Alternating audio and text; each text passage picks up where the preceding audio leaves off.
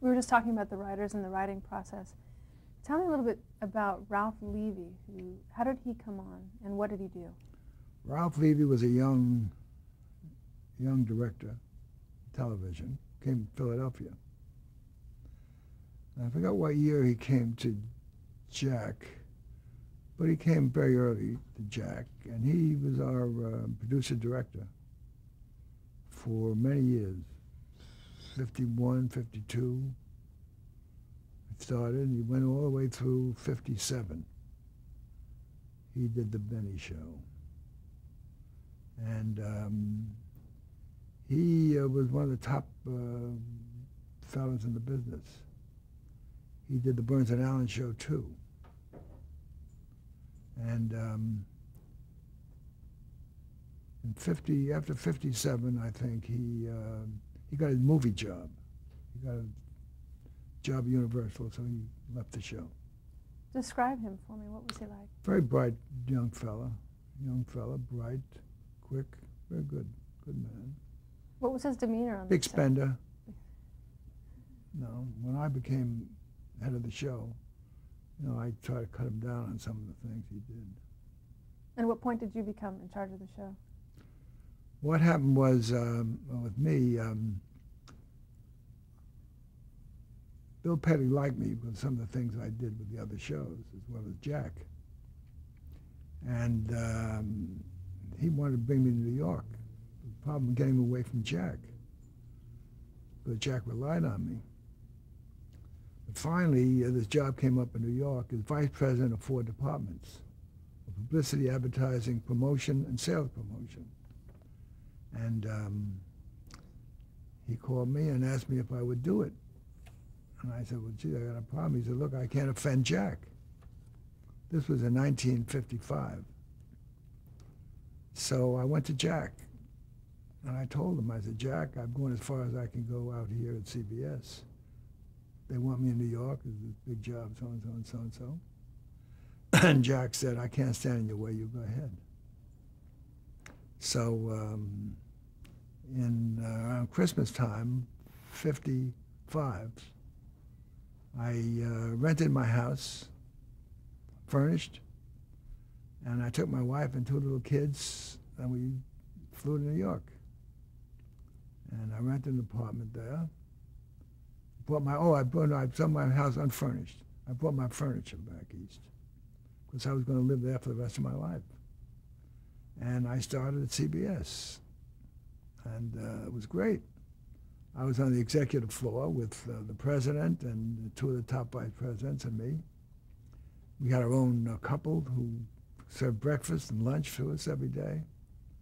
And it was very nice. And I got a great apartment on 72nd Street and Park Avenue. And life was great. And Jack used to call me 2 or 3 times a week about every little thing.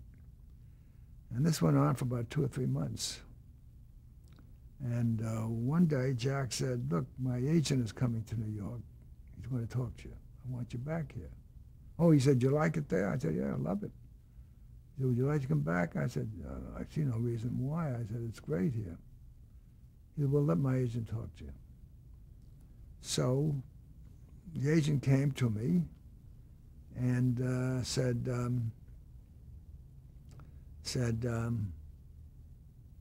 Jack wants you to form a new company called J&M Productions, and he wants you to be the president of the company. So to make a long story short, I made the deal. But I said, I can't walk out on CBS. They've been very good to me, and they brought me to New York, and they put me up at a hotel with my family for 6 weeks where they paid all expenses, and I said, I can't walk out on them. So I made a deal. I'd give them 3 months' notice. And that was my deal. So I gave CBS 3 months' notice, and I moved back to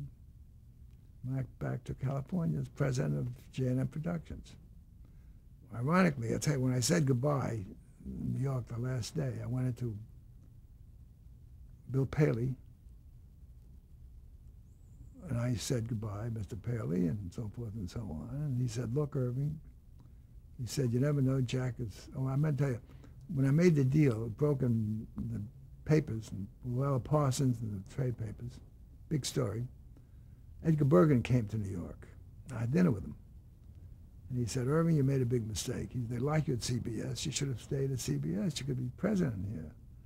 I said, after he went back to an old man, you know, and who knows what could happen. Jack was 62 at the time. He said, you know, you never know what's going to happen. And I said, look, I made the deal.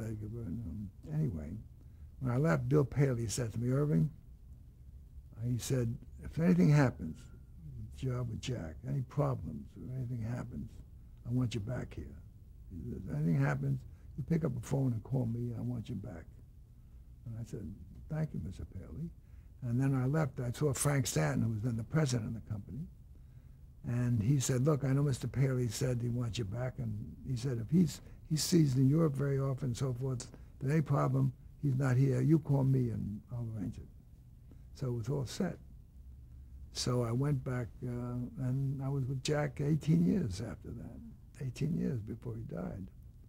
And ironically, when Jack died, I lined up the ushers for the funeral. I had Frank Sinatra, and I had Bob Hope, and I had Gregory Peck, myself, Freddie DeCordova, Milton Berle. Before that, before I hired Milton Berle, I wanted Paley. I called Paley. And, no, I wired Paley. And Paley called me from the Barbados or someplace. He was there with his wife who was ill. And he said, Irving, I'd love to come. He said, but my wife is ill. I can't come. And so, you know, so forth. And I thought to myself, here, I'm out of a job. You know, Jack died, and I was closing up the office. And I thought I was going to say, Mr. Paley, remember when I left 18 years ago, you said it was any problem to call you. But I never asked him. I should have said, hey, remember, you owe me one. So wait, that job that was CBS, that was in radio publicity for CBS? That was radio and television. And I still did the Jack Benny show and so forth. When you were in New York, describe what it was like at that time to be in New York for television and radio. How did it differ from Hollywood? Same thing. We did the same things, you know. But there I was worried about ads and promotion and selling. And I brought the studios in as customers. I brought Columbia Pictures in and 20th Century Fox. I got them to sponsor some shows and so forth. And I started moving with the executive stuff. So when you moved back to California, did you take over the show as executive producer? How did that work? No. Ralph Levy was still producer-director when I took over. But I supervised, and I watched at the money and sets and stuff like that, and helped with the casting. And I did things, you know, Ralph, I said he was a big spender. And for instance, I get a script, we do a film, and I get a script where there'd be a scene in the kitchen, a dining room, and a living room. I'd say to Ralph, look, let's eliminate the dining room and do that dialogue in the living room instead of the dining room, and we'd save a set, you know, and things like that I do. Now, was this live that you were telecasting, or was it filmed most of the time? By 56, we were doing live and film. I think we did mostly live shows, and we did about 4 or 5 or 6 films a year that we put in when Jack we'd have to go someplace or something, we'd drop a film in so we didn't have to work every week. So Ralph continued to tell? Ralph kept as producer-director, and I was the president of the company. And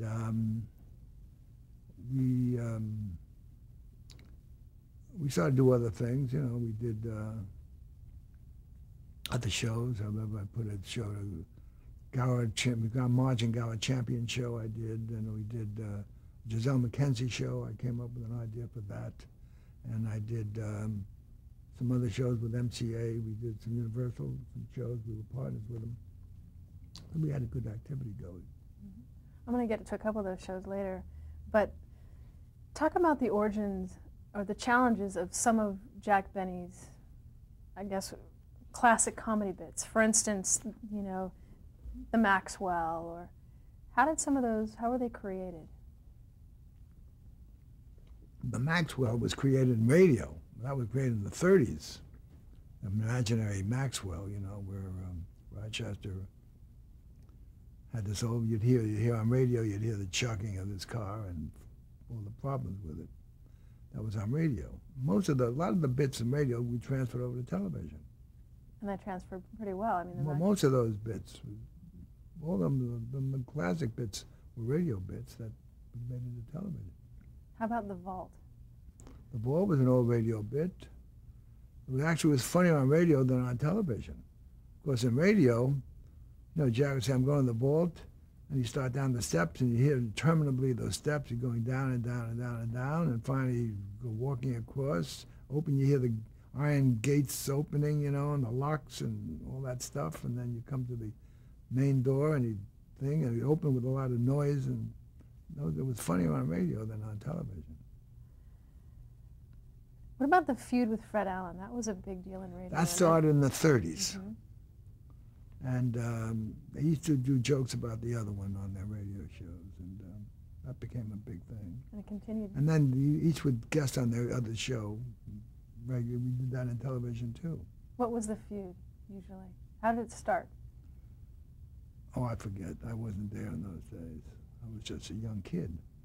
But Jack would make Fred doing some insulting remark about Jack, and Jack would follow up and back about him, and we go back and forth. Tell you before I forget a good Fred Allen story. Yeah. Fred Allen, after radio, couldn't make it in television. He tried 2 different formats, never worked in television, and finally he was off television. It was a low point in his career, and he didn't work. And I'll tell you what the year was, 1951. We went back to New York. The Friars did a Jack Benny dinner, Jack Benny roast dinner. And the head guy who was working on it was Jesse Block, who was an old vaudevillian. Block and Sully was the act. He was working on it. And I helped him line up the guests.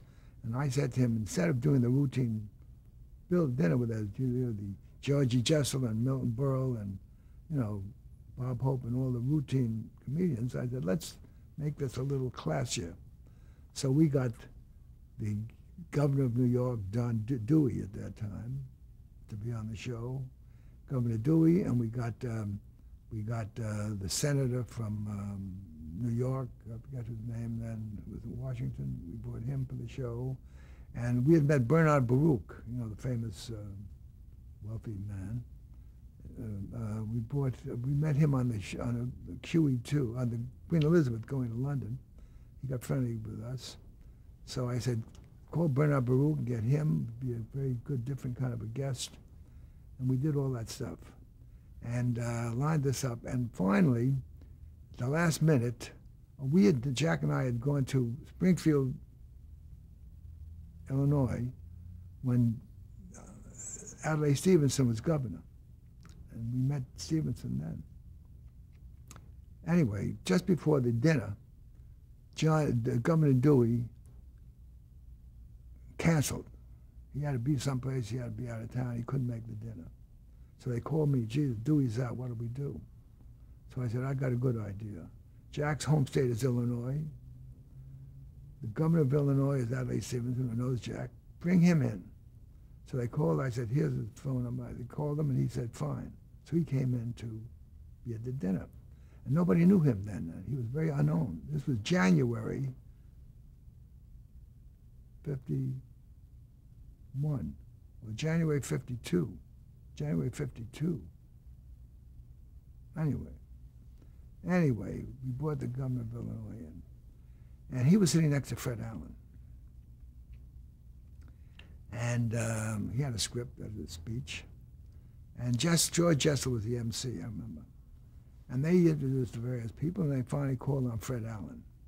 And everybody was rooting for Allen to be good because he had been a flop for 2 or 3 years. So everybody wanted him to be a success.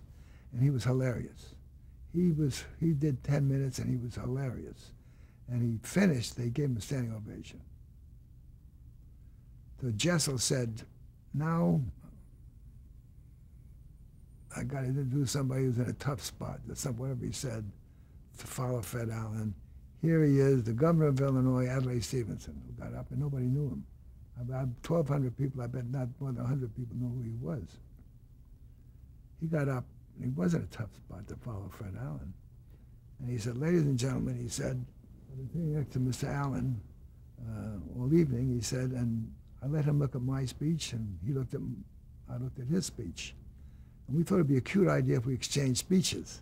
And now they said, I'd like to do Fred Allen's speech.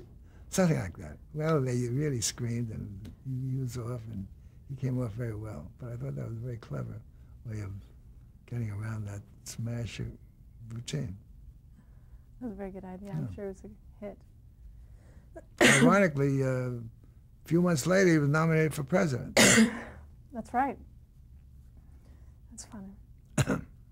Pardon me. Well, I wanted to talk about a couple of the characters on the show that was on the show for 30 years. Rochester, tell me a little bit about him. Describe him. Rochester was a very nice man who was doing very well. The way Rochester came on the show was they did a show once where Jack used to do shows where he went to New York or California, where he'd do stuff on the train. And they needed a Pullman porter on the train, so they hired Rochester. He was a little singer-actor and a vaudevillian or something. They hired Rochester. He did very well in a little bit, so they brought him back the following week. The porter then came to Jack's house to visit him or something, so they could bring him back. He had his day off or something, so he came over to see Jack. And he did very well again, so they said, let's put him back. So they made him Jack's butler. They hired him as his butler, and then that's how he became the character on the Jack Benny Show. What was unique about his character on the show, though? Describe the Rochester character versus the... Rochester was a nice, sweet man who spent all the money he ever made. He bought a racing car. He invested in racing cars in Indianapolis. He bought a boat, and he ended up dying with no money. You know, he never had any money when he died. Rochester character was, he talked up to Jack. You know, he was the butler who pushed Jack around a little bit. How did the public react to him? Because they liked him. They liked him. The public liked him. Because this is one of the few black actors that you saw on television at that time. Did you have radio? You started radio. On television too, though. On television too, yeah. Did you ever have any consequences with that? No, we didn't. We didn't. Jack was a good guy. When we go on the road, a lot of hotels wouldn't let Rochester stay there, you know. And Jack would not stay at the hotels. We moved the whole company to another hotel. They wouldn't take Rochester too. And of course, his real name was Eddie Anderson. Eddie Anderson. Yeah. Now I know a couple others on the show. Don Wilson. Yeah, John Wilson had been an announcer. He started to announce on the Jack Benny Show. And little by little, they give him lines, in addition to do the openings and the closings, and they give him lines, and little before you know, he became a member of the staff. Dennis Day was also a part Dennis Day, was working at, used to get $12.50 a week in New York, singing something. He was a young singer. And Mary heard his audition tape he made, thought his singing was very good, and they had two singers before Dennis. There was Frank Parker, was the original singer. In radio. Mm-hmm. Radio, and he left Jack Benny Show to go with, I think, Fred Allen. And then Kenny something came along for a couple of years. And then when he left the show, they hired Dennis. And he was the tenor, basically. He was the singer. He was the tenor who did the singing, and he'd be the dumb kid, you know. Because each one, even though in their real life they would depict some part that would always relate to Benny's stinginess or something to that effect. Frank Nelson was often a regular on the show. He was the nasty man.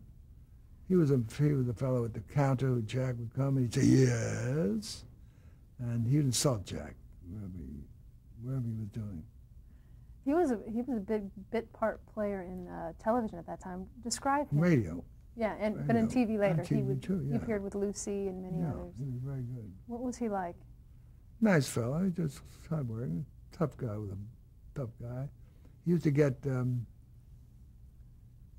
those days, he used to get $750, I think, for doing 2-3 days work. And I remember once he had one line in the show. So it meant he didn't have to come to rehearsals or anything. He'd just come in and do this one line. So I said, call him Frank. I said, Frank, come in. I said, I'll do this one line. I said, I'll give you $400. Take you 10 minutes, you know. And he said, no, I said, $750 is my price. Well, Mel Blanc, he was a big... Mel Blanc was terrific. He'd play the violin teacher, the French violin teacher, and he played the train announcer. Train leaving Anaheim, Azusa, and Cucamonga. That was Mel Blanc. He was great. He also did He could do anything. the See-Sue routine as well. Seaside, that was great. Seaside. Yeah. Well, tell me a little bit about we talked about some of the players.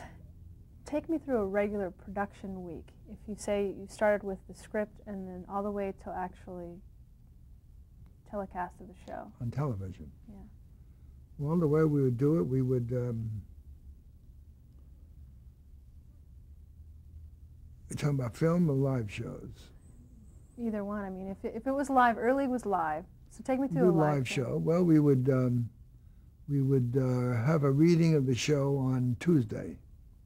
We'd read the show on Tuesday, round table, and then the actors would leave and the writers would do a little polish from the reading. And then Wednesday they would do the blocking, and they'd rehearse Thursday and rehearse Friday and do it Friday night. We do the show Friday night. That's what we do it. Now, we mentioned some of the regulars. I wanted to talk about some of the occasional regulars you had on. Like, for instance, Giselle McKenzie was a guest frequently. Tell me a little bit Giselle about her. McKenzie became a guest. We used her, we first met her, we used her in 1952. I can't remember what happened last week, but I remember these dates. 52, we played the Current Theater in San Francisco. And we hired her as a singer, girl singer. We needed a bunch of acts. And we hired her as a singer of the show, and we hired the Will Maston Trio with Sammy Davis, who was then 21 years old. And we had 2 or 3 other acts. We had an acrobatic act to open the show. It was like a vaudeville show. And Giselle was very good. And Jack did a routine with all these people. He would introduce them and do a little routine and then walk off, and then she would sing. And she was good, so we started using her on the television show once in a while. She played the violin as well. Played the violin, and she played beautifully. She played better than Jack. She played the piano. It was great. She had a perfect pitch. About once we were I know it's a famous story, I don't know if you heard it. We were at the Sherry Netherlands in New York once, and she was in London working. Jack called her.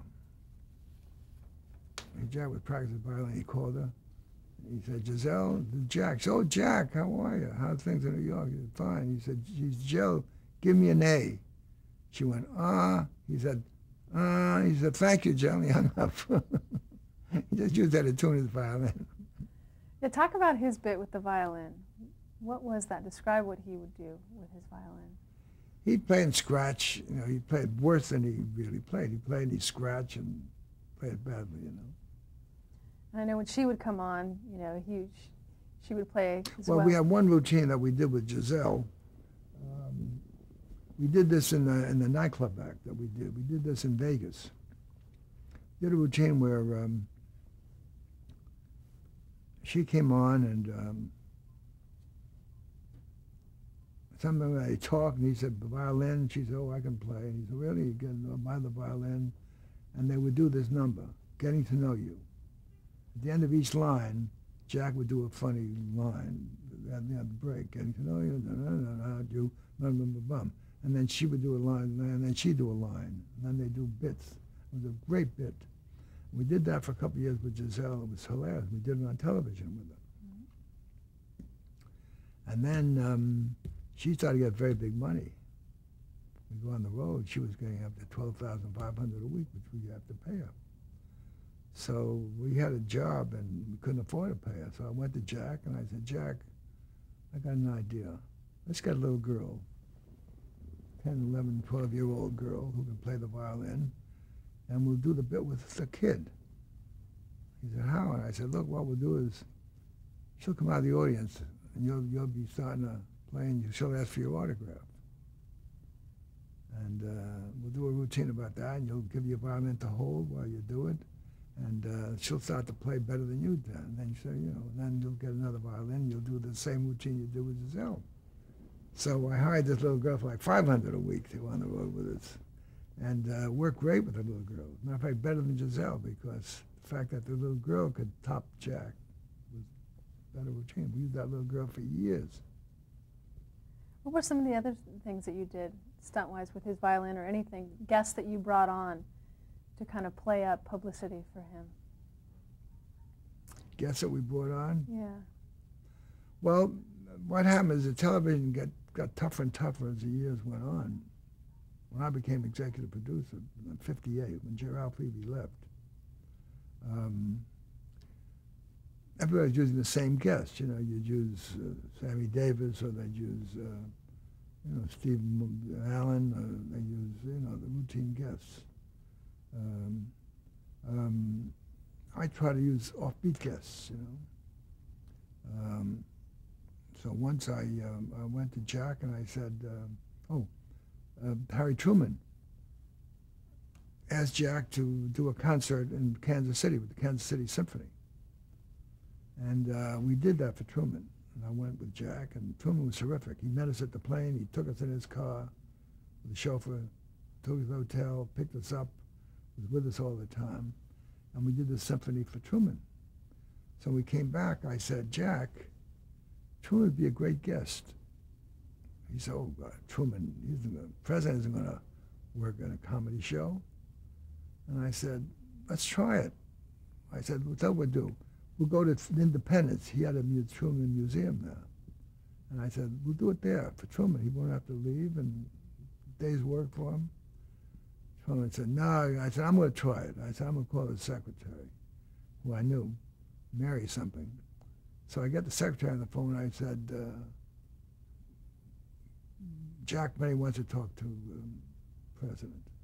She said, okay, put him on. So I put Jack on. Truman came on. I said, Jack, ask him. So Jack said, Mr. President, would you do a show with us if we came to Independence? Truman said, sure. Jack said, why not? So Truman said, no, Jack, I'll do it. And Jack said, great. So we went and we did the show. It was terrific. It was a great show. That was a film show that when you went to Independence, Missouri. We went to Independence and we did a show where he's showing Jack around the place and the Truman Library there. And he was wonderful. We went to his house, and we spent a lot of time with Bess and Truman. And it was terrific. I'll tell you what's interesting about that show. The director we had then, Seymour Burns, who's long gone, we brought a crew from Kansas City to shoot the stuff. And the library was all marble floors. Well, I'm going to stop you right there, because I want you to finish this. You want to switch.